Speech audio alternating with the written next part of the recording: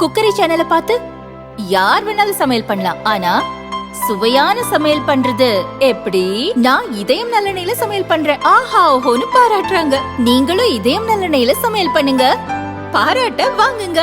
தினம் தோறும் வாங்குவே இதயம். அண்ணா பல்கலை மாணவி பாலியல் வன்கொடுமைக்கு ஆளான விவகாரம் மாநிலத்தை உலுக்கி உள்ளது.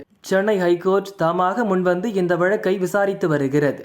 இன்று நீதிபதிகள் எஸ்.எம். சுப்பிரமணியம், பி. லட்சுமி நாராயணன் அமர்வில் மீண்டும் விசாரணைக்கு வந்தபோது விசாரணை குறித்த அறிக்கையை போலீசார் தாக்கல் செய்தனர். தொடர்ந்து தமிழக அரசு தரப்பில் விளக்கமளிக்கப்பட்டது. கோர்ட்டின் கேள்விகளுக்கு பதிலளிக்க தயாராக உள்ளோம். அனைத்து எஃப்ஐஆர்களும் வெப்சைட்டில் பதிவேற்றம் செய்யப்படுகிறது. போக்சோ, பெண்கள், குழந்தைகள் சம்பந்தப்பட்ட குற்றங்கள் தொடர்பான வழக்கு விவரங்கள் தானாகவே லாக் ஆகிவிடும். மாணவி தொடர்பான எஃப்ஐஆர் பதிவேற்றம் செய்து முடக்கப்பட்டது. தொழில்நுட்ப கோளாறால் 14 பேர் தங்கள் மொபைல் மூலமாக எஃப்ஐஆர் காப்பியை பதிவிறக்கம் செய்துள்ளனர். அவர்கள் யார் என்று கண்டுபிடித்து விட்டோம். எஃப்ஐஆரில் குறிப்பிடப்பட்டிருந்த தகவல்களை வெளியிட்டவர்கள், ஊடகங்கள் அனைவருமே பதில் கூறியாக வேண்டும்.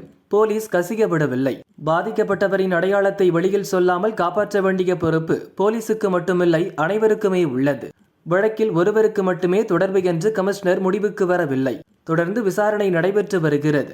விசாரணைக்கு பின்னரே இந்த சம்பவத்தில் வேறு சிலருக்கும் தொடர்புள்ளதா என்பது தெரிய வரும்.